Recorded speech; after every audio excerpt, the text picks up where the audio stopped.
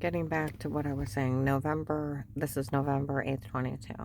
Going back to what would happen at Central um, Baptist, November 6th, 22 at 10 o'clock. Okay. That lady behind me, I told you they were seeing all kinds of things inside Central Baptist. Ladies behind me. Karen's okay anymore. We actually found the case, the court order for the case, and she's fine for the protected custody case. Okay. Well, it shows them innocent, and they found all the kids lying for the grandkids. Michelle, retired Judge Pete's daughter, is so low, and their whole family is mentally ill to the point that they even went as low as to use small children to make up mean games to pretend, knowing I was in protected custody, knowing they sold the login for money, and where only police and agents should hear me and see me being an informant, but they sold the police information. Okay. That everybody knew they were lying, right? And they were so small they didn't understand what they were saying. That's why they were laughing about it. And for them to kick in my door within a few days of him meeting her, photoshopping shower scenes, I guess I've heard about it, and where I had big bruises and I was getting sick on drinks, they were date rape drugging me and using ecstasy and hard telling what else. And I just would have bruises and wake up and they have these weird drug confessions. And I've never talked to anybody. That's how bad it is. And that they even, August 10th, 11th, 22, how they called Will and explained Michelle, and he set me up. And with her being a young blonde girl, I've heard about, and my ex-husband, he's up in his 60s, she likes older men. Will's probably just a lover. Or just a family friend, because they said he was friends with retired Judge Pete. Even Dixie knew about Michelle, my one daughter-in-law. And so did Melissa, my ex-daughter-in-law, and her kids called her Auntie Shell, and they wanted the house for Auntie Shell and Papa, and that's where the mean games of pretend for the house wasn't meant for Grandma, it was meant for Auntie Shell and Papa, and Grandma needs to get out, and then later on to Flora, we're making everything up. They're documenting mean games of pretend that they were laughing about behind my back. But they're that mentally ill to do that. This whole thing is mental illness on ungodly levels. A real judge will look at them and tell them they are nothing but pure evil. Pure evil. Date rape, drugging me, photoshopping scenes, stalking me. But that lady's, that was in Central Baptist behind me and my client. The guy said, well, it was the agent that called her back. Is the one that went and told on her the night before she called back, and that officer witnessed it, and he didn't tell anybody. She's like, oh my lord, and they walked out because he badgered me the next day when I tried to give the statement what happened at Huntington Bank, and the banker yelling at that lady, and the guy threatened to knife me, and then walking off together, and how everything in detail. He called me a liar. You don't confess your lying, I'll arrest you. You either say you're lying or I'm going to put you in jail. And I'm like, what? He said, I said it, say it. And I'm like, what? And he's like, I said say it. And it's like, fine. He said, say it. And I'm like, okay. And I had been drugged up. I'm scared for my life, not processing correctly. And I said, I'm like, you're going to help me now, right? No, I just got you to say it. And I'm pleading for my life. It's like all these attempts was them. I got the Perry police reports. I got 3 witnesses. And he's like, fine, I'll list your informant, but if you tell someone, I'll list you crazy. And no one can help you. He can't do that. He's not over the Department of Justice. He's not over the FBI.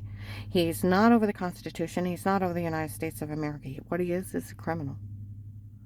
For recall, will, and explain Michelle, etc. And that's considered badgering. 1729 Department of Justice. Badgering any victim, witness, or informant. Trying to give a statement under a threat is obstruction to justice and tampering with evidence. And I pleaded and pleaded for my life from that bastard. And where all these people showed up and that were helping, I thought it was him changing his ways, and it wasn't. It was out of the goodness and kindness of strangers where they sold the lock-in that I'm alive. And by the grace of God. This whole thing is mental illness and ungodly levels. And the Stark County Sheriff knew. That guy told him he should have arrested him for obstruction, justice, and tampering with evidence. He should have called the FBI and told on him, too. And he didn't. and that makes them responsible.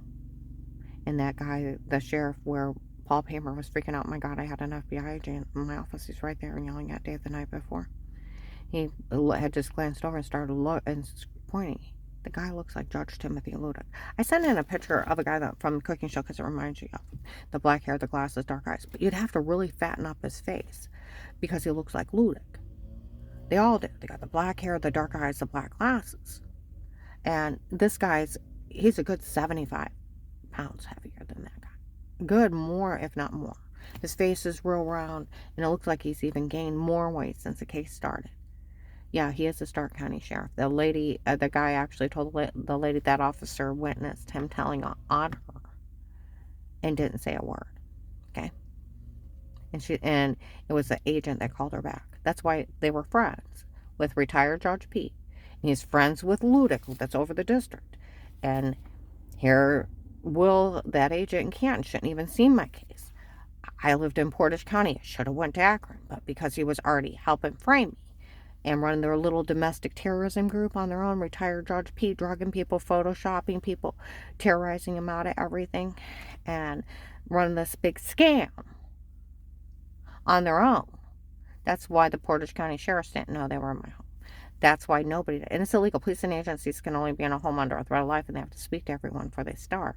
It's the Fourth Amendment. You also have the Fifth, right to remain quiet, Sixth, to an attorney, Seventh, to a right to a fair court trial, bail, and bond, and Eighth, not to be mistreated. And you have a right to freedom of speech. You can tell anyone you want in any protection program, and they can't say a word.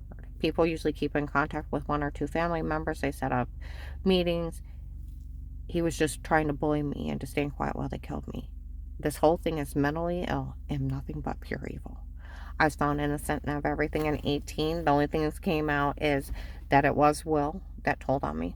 The agent that called me back, they find out who picked up my case and called me back. They got him badgering the hell out of me. And obstruction to justice and, tampering with evidence. And he goes to jail. And that bullshit of staying quiet and no one can help him, he doesn't have that kind of authority. No one does. I've talked to people that have worked in law parts, and from police to people from the prosecutor's office. I was told by someone who worked in Stark County prosecutor's office that they were having trouble with people taking backdoor deals and setting people up to get victimized or killed in this area. And it was happening a lot, and they were prosecuting them until they can get someone to actually fix that case. That poor victim either gets victimized or killed. And it keeps happening, and it was happening a lot in this area. Someone needs to come down here and correct this, and I've been trying to get someone to come down, and people need to be scared to death of the law committing crimes in this area and it being lawless. I'm going to upload this.